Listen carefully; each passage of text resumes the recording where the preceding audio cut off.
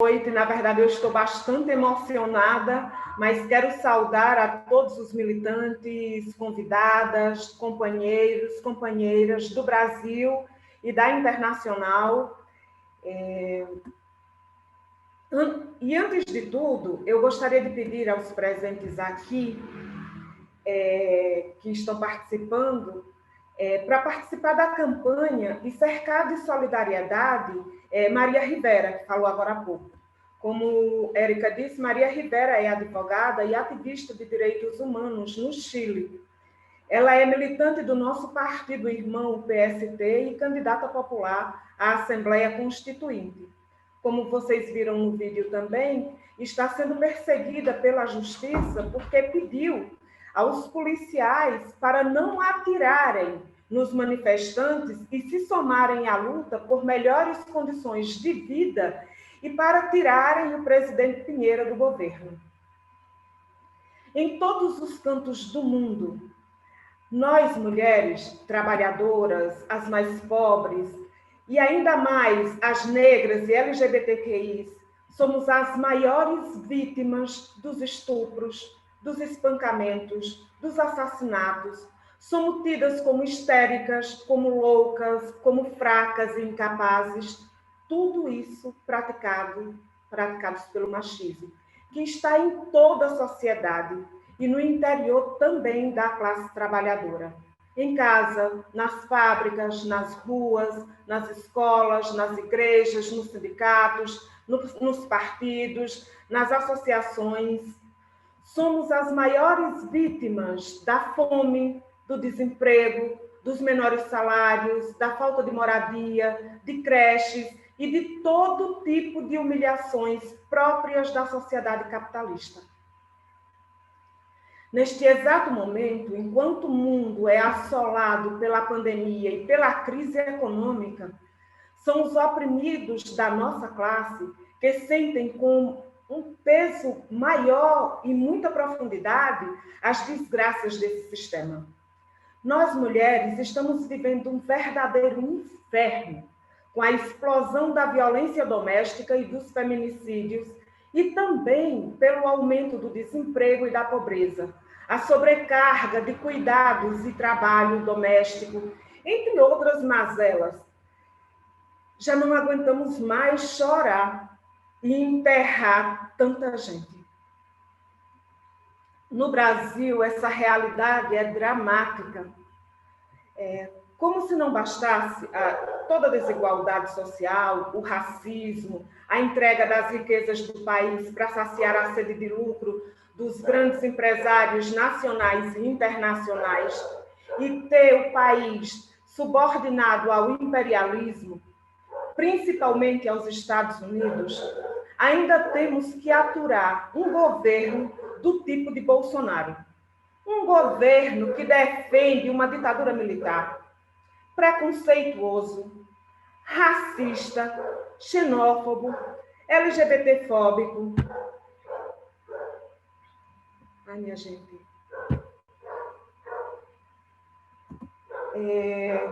Que tem aversão e ódio das mulheres e assassino, que já condenou mais de 240 mil brasileiros à morte, que se recusa e dificulta o combate à pandemia e ainda receita cloroquina. Bolsonaro e seu pau-mandado Pazuello são médicos, por acaso, para sair por aí aconselhando remédio, passando por cima de todas as orientações dos especialistas em saúde? Não.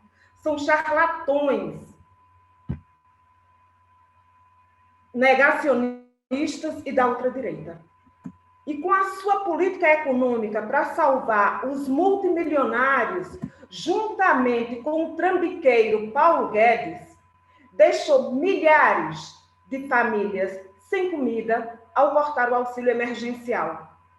E não podemos esquecer que essas famílias são, na maioria, chefiadas por mulheres negras. E é justamente por isso que é ainda mais necessário nós, mulheres, nos levantarmos e nós já estamos nos levantando, óbvio, e nos organizarmos para enfrentar o machismo e o capitalismo e para botar para fora Bolsonaro e Mourão e seu projeto de morte. O dia 8 de março pode e deve servir de alavanca para toda a classe trabalhadora, com as mulheres na vanguarda, para botar para fora esse governo e os seus aliados. Para derrotar Bolsonaro e toda a direita reacionária, defendemos a unidade com todos que queiram lutar. Mas precisamos construir um polo da nossa própria classe, socialista e revolucionário, que organize e combata o machismo, inclusive no interior da nossa própria classe, para garantir a unidade entre nós, que hoje segue dividida pelo machismo, porque precisamos da unidade de toda a nossa classe para derrotar o maior dos assassinos, que é o sistema capitalista. E assim nos livrar de todas as formas de opressão e exploração. Porque precisamos levantar por tudo que precisamos e que nos é de direito o fim da violência e da cultura do estupro, por emprego, salário igual para trabalho igual entre homens e mulheres, pela socialização do trabalho doméstico, por igualdade de condições, porque somos tão capazes como qualquer homem. Nenhuma mulher engravida para abortar. Por isso que o aborto seja legalizado, seja seguro e gratuito e em condições dignas. Porque o aborto só é crime para as mulheres pobres que morrem e ficam sequeladas. As mulheres ricas e da alta classe média, o aborto é permitido porque elas podem pagar. Por isso, nossa luta não cabe em todas as mulheres, porque não basta ser mulher.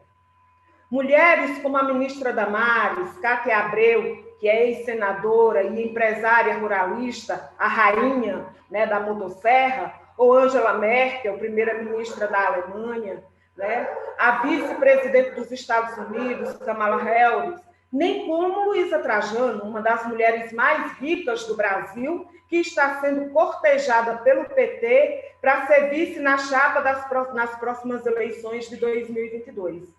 Porque mesmo essas mulheres, sendo vítimas do machismo, são também exploradoras ou responsáveis pela exploração de mulheres como nós. Mundo afora, elas lutam até a morte para preservar o capitalismo. E a liberdade da nossa classe depende da luta contra o machismo e também contra o capitalismo. Então, não tem como conciliar as nossas necessidades e os nossos interesses com as necessidades e interesses dessas mulheres. E esse é o outro elemento que nos diferencia da maioria dos movimentos existentes de mulheres, que defendem o empoderamento, né, o empreendedorismo, né, que lutam, né, pelos 99%, porque esses discursos, por mais que pareçam atraentes, não respondem às necessidades de todas as mulheres da classe trabalhadora e as mais pobres, por uma simples razão. Tem por base a ideia do esforço, do talento e das oportunidades individuais. Essa é a base também da ideia que alimenta o sistema capitalista. E nós temos certeza que dentro desse sistema social, que se baseia no lucro dos mega empresários multimilionários, não tem conserto. É podre e ilusório, porque não tem emprego, nem espaços no poder, e nem nos cargos de chefias, e nem mesmo para trabalhar em qualquer coisa para todas as mulheres. Simples assim. E não podemos iludir e nem mentir para ninguém. Além do mais, o individualismo, que nos deixa impotentes, é uma ideia liberal, defendida e por isso mesmo aceita por todos os capitalistas. Essas ideias são defendidas pelo PT, pelo PSOL, por Luísa Trajano. Outra coisa é que lutamos contra o machismo e para que os homens da classe trabalhadora rompam com o seu machismo e se somem às nossas lutas e que nos ajude a lutar contra o seu próprio e dos demais companheiros da nossa classe. Porque o nosso inimigo comum é o sistema que explora os homens e mulheres de nossa classe, o capitalismo. Porque o que divide a nossa classe não é o combate ao machismo. A nossa classe está separada pelo machismo. Por isso, esse combate é para já. Porque precisamos urgentemente da unidade da nossa classe, de homens, mulheres, negros, brancos, cis-héteros, LGBTQIs, para destruir o capitalismo e construir uma sociedade socialista.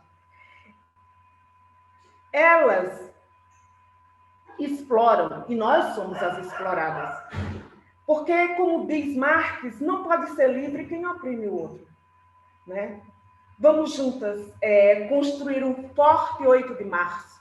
Mas queremos também que todas que estão aqui, todos os presentes, construamos um polo classista e socialista e revolucionário. E quero finalizar fazendo um chamado a todas que estão aqui, que venham fortalecer esse projeto, venham construir o PSTU, uma alternativa socialista e revolucionária. O projeto de sociedade da classe trabalhadora e dos oprimidos, a sociedade socialista. Bem-vindo a todos, boa plenária para todos nós. Muito obrigada. Boa noite, mulherada.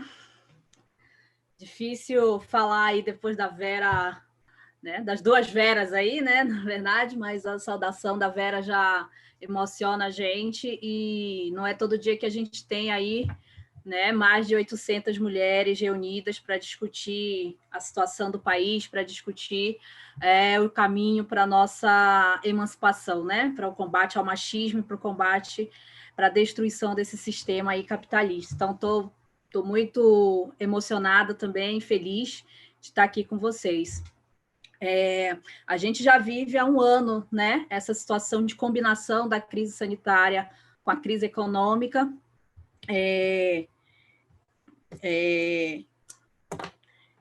A gente teve a honra, né, de no último 8 de março ter sido o último grande ato antes da pandemia, né? As mulheres estiveram nas ruas naquele momento e tiveram durante a pandemia também, porque o capitalismo não nos dá tréguas, né?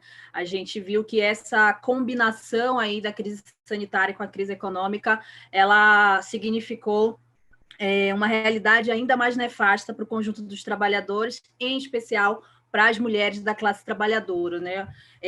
Já foi comentado os números aí que a gente tem no Brasil, mas não só no Brasil, a realidade é de que o capitalismo é incapaz, de fato, de garantir a nossa sobrevivência, né? A gente teve já mais de 200 mil mortes no Brasil, a retirada do auxílio emergencial agora levou 1/3 do país à pobreza. A gente já teve 161 povos indígenas afetados pela Covid, com mais de 900 mortes, né, de indígenas no país, e a gente sabe que pela tradição indígena, pela vivência dos povos originários, essas mortes não são apenas de pessoas queridas, mas é a morte de conhecimento, é a morte da cultura, é a morte da língua, né? Então, é um etnocídio aí cometido contra a população indígena nesse país. E o projeto do Bolsonaro, esse projeto genocida, ele abarca, né? Ele tem vários aspectos nessa denominação, né? E um desses aspectos é a reprodução do ódio contra as mulheres, contra os negros, contra os LGBTs. Essa reprodução de ódio, ela não se dá só no discurso, ela se dá principalmente também, né, na política, na efetivação de uma política que é de total falta de investimento em política para esses setores, né? Se a gente for pegar o Ministério da Damares, né, que embora a gente já tenha de antemão a clareza de que a Damares não nos representa, né, não é uma mulher que nos representa, mas muitas vezes a gente não leva a Damares a sério por achar tão absurdo, né, tudo que ela defende. Mas, na verdade, a Damares ela tem muito bem definido o projeto que ela defende, né? Tudo que ela faz tem um propósito, que é o propósito de defender, junto com o Bolsonaro, esse projeto genocida para o país, em especial para os setores oprimidos. E aí a gente vê isso, né? Quando a gente pega, em 2020, um ministério que não utilizou nem 50% da sua verba para a política para as mulheres. Um ministério que usou 0 centavos em política para o setor LGBT. Né? E num país em que a gente tem a população LGBT assassinada diariamente, né? O país que mais mata LGBTs, que mais mata a população trans, onde a gente tem 90% das mulheres trans em situação de prostituição, pela falta de acesso a outras áreas do mercado de trabalho, e essas mulheres continuaram, ao longo de todo o período da pandemia, expostas ao risco de contaminação, expostas à violência para tentar sobreviver, sem que nenhuma política tenha sido organizada para orientar essa população, para proteger essa população da contaminação e muito menos da violência. Né? 2020, a gente viu como um dos efeitos aí colaterais da pandemia do coronavírus foi a explosão dos casos de violência doméstica e feminicídio. Né? Esse dinheiro que não foi investido pelo Ministério poderia garantir a vida das mulheres que foram assassinadas dentro de casa. Né? A gente viu diminuir significativamente o número de denúncias nas delegacias de mulheres, porque as mulheres não tinham como sair, estavam convivendo com seus agressores. E esse dinheiro poderia garantir uma política que permitisse a essas mulheres, chegar a essas mulheres um mecanismo de denúncia, chegar a essas mulheres uma alternativa de abrigo, ou ainda, né, ou ainda assim, a retirada do agressor de dentro da casa, garantindo a segurança dessa mulher com a sua família. Mas isso não foi feito. Né? Da mesma forma que a gente viu explodir o número de desempregados, onde as mulheres também foram mais afetadas pelo setor de serviços, pelo setor de lazer, de turismo, onde as mulheres trabalham na cozinha, na limpeza, nos atendimentos, e nenhuma medida do governo foi tomada para garantir a estabilidade no emprego dessas trabalhadoras. Isso poderia ser feito como mínimo, né, durante a pandemia, e impedir que os empresários, nesse momento, descartassem a mão de obra das mulheres, principalmente as mulheres negras que estão nesses postos de trabalho. Mas o governo não quis fazer isso. Né? A gente viu também agora, né, a grande parte aí da educação em vários estados estão entrando em greve para impedir o retorno às aulas, e os governos tentam colocar uma parte da classe trabalhadora contra a outra, né? Se apoiando na realidade que as mulheres estão tendo em casa com os filhos, e que é real, né? Eu, como trabalhadora da saúde, atendi muitas mulheres que estavam em sofrimento por não conseguir dar conta dessa rotina e por muitas vezes não conseguir sequer acompanhar os filhos nas atividades remotas das aulas. E aí, nesse sentido, é real essa demanda, mas isso não se resolve obrigando toda a comunidade escolar a retornar para a sala de aula, se expondo à contaminação. Poderia ser feita uma redução de jornada de trabalho, inclusive para quem está em home office, tanto das mulheres quanto dos homens que têm criança em casa, para compartilhar esse cuidado. Né? Mas isso não é pensado porque não é a perspectiva de garantir para essas mulheres, de fato, uma atenção a essa realidade. Para as mulheres que estão desempregadas, a renda, né, emergencial, obrigada, que foi colocada pelo governo e que agora foi retirada, como eu falei, faz com que retorne 1/3 da população, retorne à pobreza no país. E a gente sabe que a maioria dessa população são de mulheres, né, de mulheres negras, de mulheres das periferias, que já são o setor mais pobre da nossa sociedade. E aí a gente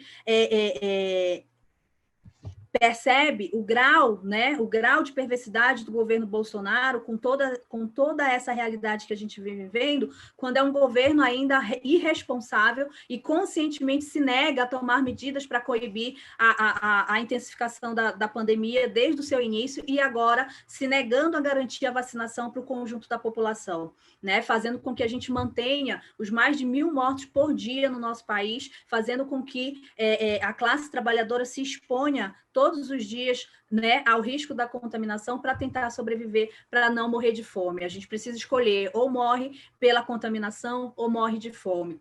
Mas, infelizmente, essa realidade não é só do Brasil, né?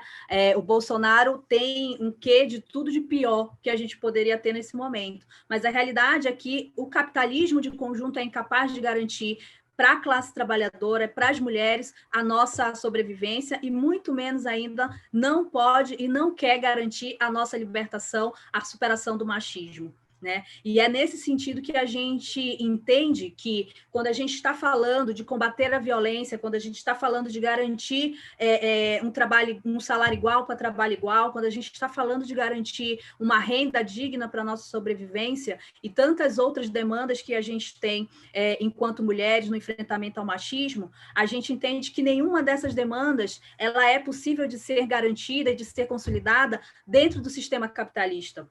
Né? É por isso que a gente entende que essa luta contra o machismo ela só pode se dar dentro dessa sociedade com uma combinação pela destruição do sistema capitalista. Porque se a gente não supera esse sistema supera todas as nossas conquistas. E é bem verdade que isso se dá, não é porque a gente não está lutando, não. A gente está lutando muito, né? Tem muitos exemplos aí de luta e mobilização, que eu vou falar um pouco mais na frente, que são exemplo para nós de enfrentamento, inclusive durante a pandemia, né? Porque, como eu falei, o capitalismo não nos dá trégua, a gente teve que ir para a rua, mesmo correndo esse risco, né? Durante uma pandemia. E aí, quando a gente entende que essa luta é combinada, é uma luta contra a opressão, ela só pode ser consequente numa luta contra a exploração das mulheres trabalhadoras, a gente entende também que não é verdade o que grande parte do movimento de mulheres diz, que para a nossa libertação a gente precisa juntar todas as mulheres. Não é verdade que juntando todas as mulheres a gente vai garantir o fim do machismo sob essa sociedade capitalista. A gente tem aqui na sala com a gente a Mirtes, a mãe do menino Miguel. E para nós é impossível pensar que os interesses da Mirtes sejam os mesmos interesses da Sari, porque não são, e ela sabe muito bem, nós sabemos no dia a dia, quando nós sofremos o peso da exploração, de que a nossa realidade é muito diferente das mulheres ricas, que mesmo sofrendo opressão, ao se confrontarem em ter que escolher de lutar contra a opressão ou manter a opressão sobre nós para continuar nos explorando, elas vão optar por manter a opressão sobre nós para continuar nos explorando, né? E aí, por isso que a gente aponta a necessidade de construir um polo alternativo de organização independente e revolucionária para enfrentar o machismo todos os dias. Mas enfrentar esse machismo todos os dias significa também a gente enfrentar o capitalismo todos os dias. A gente apontar a nossa luta na perspectiva de superar esse sistema para que, de fato, a gente concretize todas as nossas necessidades. A gente teve no Brasil, recentemente, o processo eleitoral que teve uma visibilidade grande da pauta, das pautas chamadas identitárias, né? Tanto a questão de mulheres, quanto a questão racial, a própria questão LGBT. E essa visibilidade ela foi importante, né? Esse tema é importante estar em visibilidade, tanto porque também foi parte do enfrentamento ao Bolsonaro e parte, né, da sua derrota nas urnas tem a ver com essa visibilidade. Mas essa visibilidade ela não foi suficiente, ela não foi canalizada para fortalecer a organização de baixo, né? Uma organização por baixo do conjunto das mulheres trabalhadoras, que pudessem, por exemplo, agora fazer um enfrentamento e impedir que o Arthur Lira assumisse a presidência da Câmara, um agressor de mulheres assumido que já está se articulando para endurecer ainda mais a legislação em relação ao aborto no país. Essa visibilidade que a gente teve na eleição, ela serviu para eleger tanto setores da burguesia liberal, da burguesia conservadora e também setores de esquerda progressistas. Mas todos esses setores, inclusive né, a possibilidade de todos esses setores se apoiarem nessa pauta, nos demonstra que nós não podemos tratá-la sem um recorte de classe. Quando a gente se pauta apenas pela questão de gênero, a gente acaba canalizando essa discussão para o marco do capitalismo e a gente acaba enfraquecendo a real possibilidade das mulheres trabalhadoras avançarem na sua emancipação. E aí a gente acaba quando esses setores do movimento, né, quando esses setores, inclusive ditos de esquerda, PSOL, PT, PCdoB, né, se apoiam nessas pautas de maneira descolada, sem um recorte de classe, estão também trazendo para o conjunto das mulheres trabalhadoras a ilusão de que dentro do capitalismo é possível superar a nossa opressão. E a gente já viu historicamente que isso não é possível, né, que a gente precisa, na verdade, avançar. E quando a gente entende, né, quando o setor do movimento de mulheres aponta que somente unificando todas as mulheres a gente vai conseguir, é possível conseguir a superação do machismo, a gente acaba dividindo a nossa força no enfrentamento também da sociedade, do sistema capitalista, né? A gente chega a extremos como o que aconteceu no Chile, em que o movimento de mulheres expulsou os homens das manifestações em processo revolucionário que o Chile vivia, né? Que foi riquíssimo e que conseguiu, de conjunto, absorver a pauta dos setores oprimidos, levar como uma pauta do conjunto daquela revolução, né? Essa medida extrema de separar os homens das mulheres nessa luta acaba enfraquecendo esse enfrentamento, que é fundamental. A gente teve agora, recentemente, né, a luta na Argentina que aprovou a legalização do aborto. Essa luta não foi de agora. Essa luta é uma luta histórica na Argentina, mas ela ganhou força e ganhou peso apoiada na mobilização da classe trabalhadora argentina em 2017 contra a reforma da Previdência, né? Foi apoiada na greve geral que os trabalhadores argentinos fizeram, que foi possível levar para o conjunto das massas a discussão do aborto e ganhar uma parte importante da população argentina para esse projeto, e agora, em 2020, aprovado. Nós tivemos na Polônia, em setembro do ano passado, levantes aí massivos contra o projeto da Igreja e do governo conservador de restringir a legislação em relação ao aborto no país, que já é a legislação mais restritiva da Europa. Essa mobilização foi impulsionada... Obrigada. Foi impulsionada pelas mulheres, mas foi também tomada pelo conjunto dos homens trabalhadores que, em apoio a essa luta, declararam greve, foram para as ruas se mobilizar e derrotar esse projeto.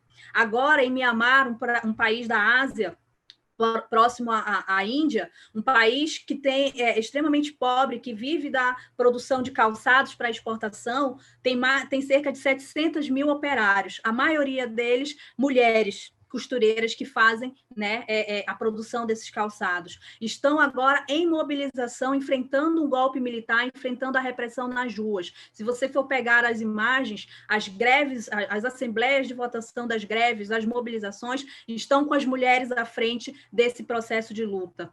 Porém, o conjunto dos trabalhadores está junto, enfrentando, né, esse processo de luta pela democracia naquele país. Então, esses exemplos servem para nos mostrar o caminho que a gente precisa seguir nesse 8 de março. Por um lado, um caminho de ação direta, de luta direta, que não busque atalhos no parlamento burguês, que não busque atalhos na conciliação de classe com as mulheres da classe burguesa, com as mulheres ricas, que vão com a gente até a metade do caminho.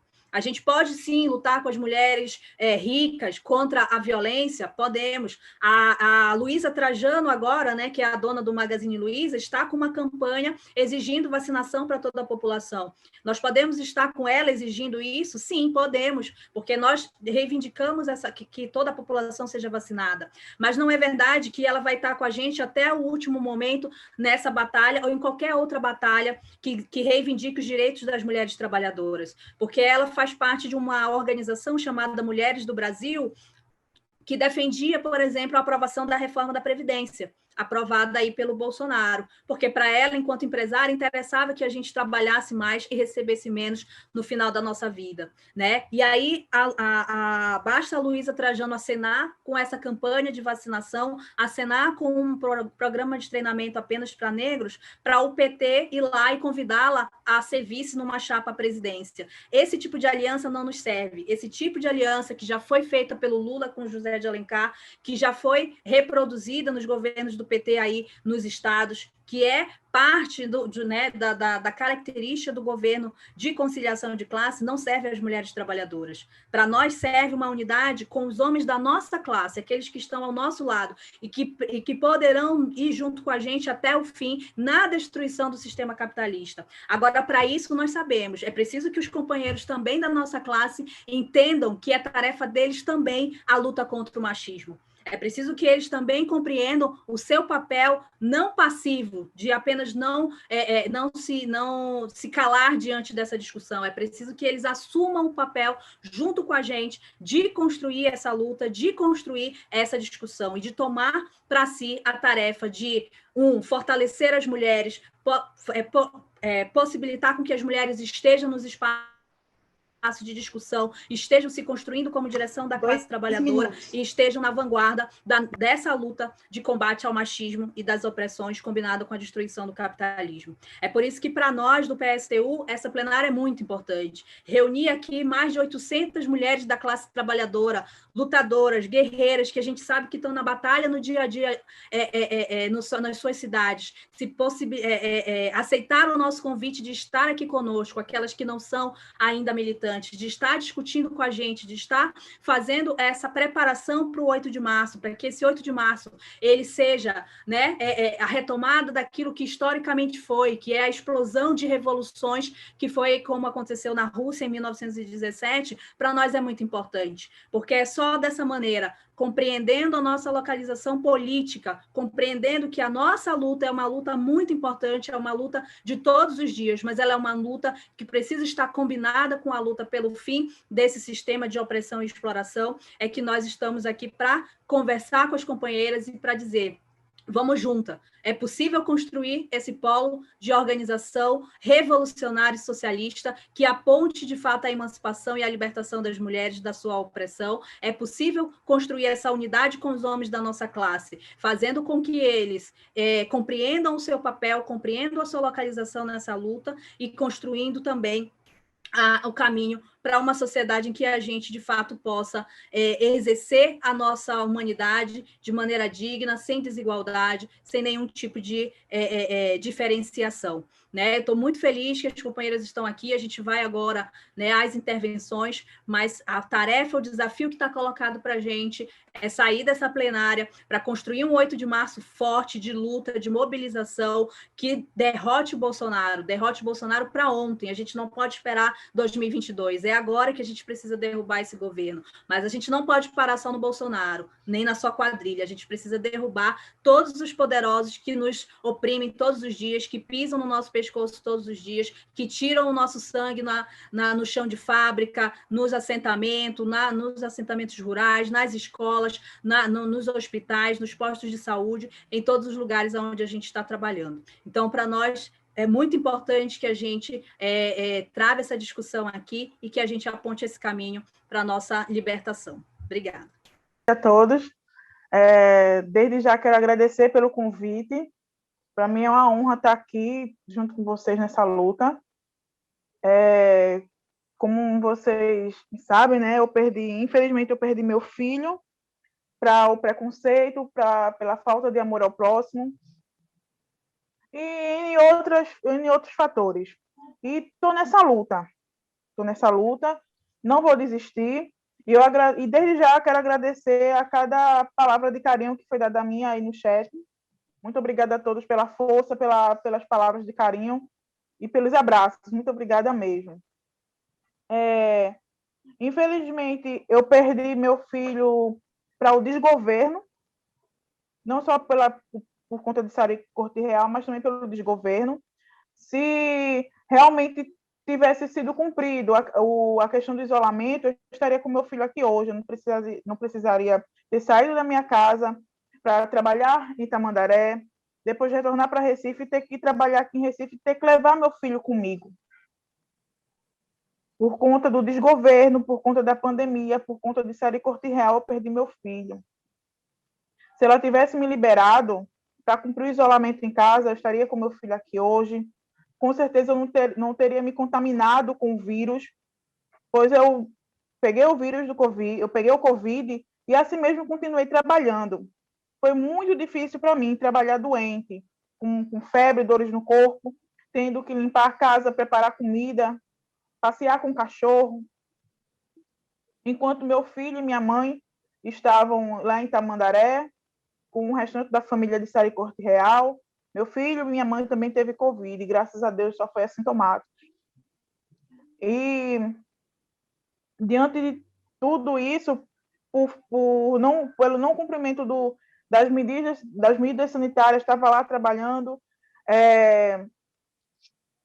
tive meus direitos negados, totalmente negados, não só eu, mas como muitas outras mulheres tiveram, muitas outras empregadas domésticas tiveram. Quantas delas deixaram o emprego por conta que não tinha com quem deixar os filhos? Algumas até levaram os filhos para o trabalho. É algo... Essa questão do Covid foi muito cruel. Se realmente tivesse tido... Se o governo tivesse se posicionado, tivesse realmente tornado rígido a questão de isolamento, fechamento dos aeroportos, nada disso teria acontecido. A China foi o primeiro país a dar o boom no Covid, e hoje, no ranking, ele está na faixa dos 40 para baixo. Lá está controlado, aqui não. Aqui, o Brasil, a gente está em segundo lugar no ranking do Covid.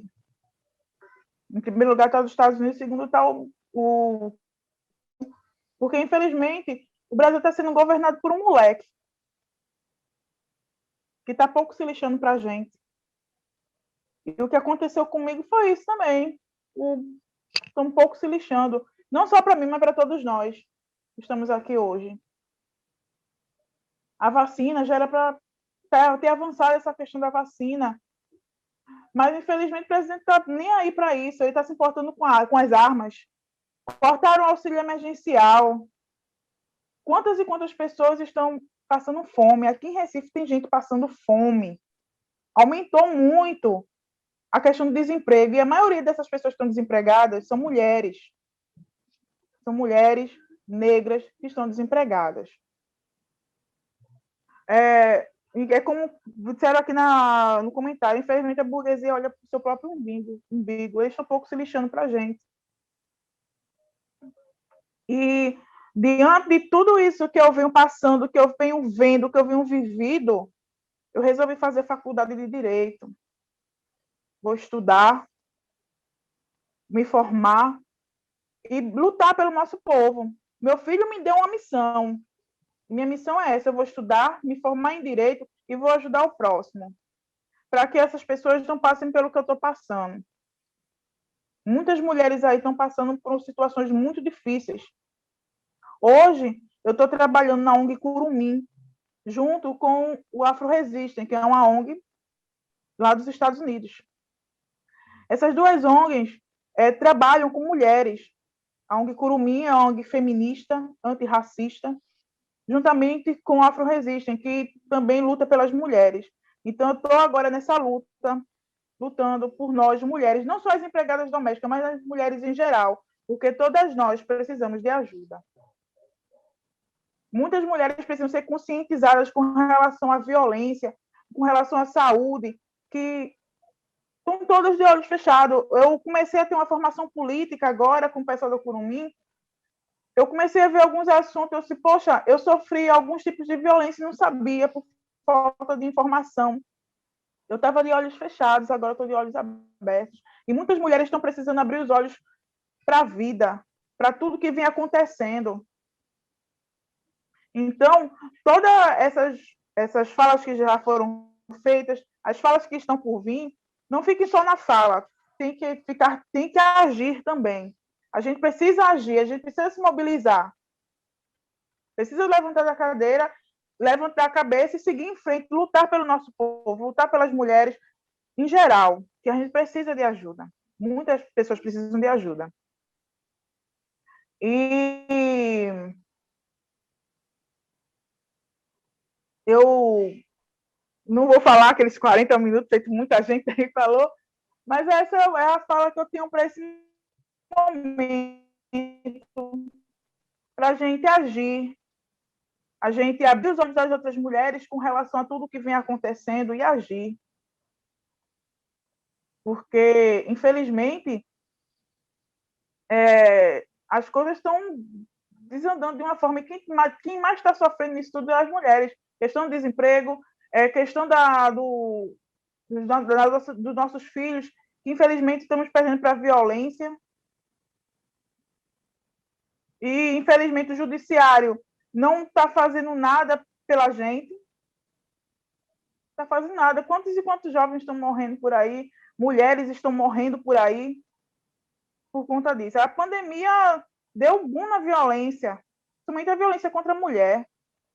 Muitas mulheres estão sofrendo violência, denunciam e não fazem nada. Só fazem depois que morre uma mulher. É o que mais a gente está vendo na televisão, mulher morrendo. Os homens matando as mulheres por nada, só pelo fato de ser mulher. E o judiciário, a polícia, eu digo o judiciário no geral, não está fazendo nada por nós. A gente tem que fazer pela gente. A gente precisa se unir e lutar contra isso. A gente precisa se unir para ocupar os lugares que a gente deveria estar. Infelizmente, a gente não se... A maioria assim, não se une. Assim, bora se unir para eleger uma mulher presidente, uma mulher que realmente nos represente. Uma mulher vereadora, uma mulher prefeita, delegada, o que for. A gente precisa se unir e colocar as mulheres no poder também, no lugar que a gente deveria estar. Infelizmente, a gente fecha os olhos e coloca os homens que não estão nem aí para a gente, que não fazem nada para beneficiar nós mulheres.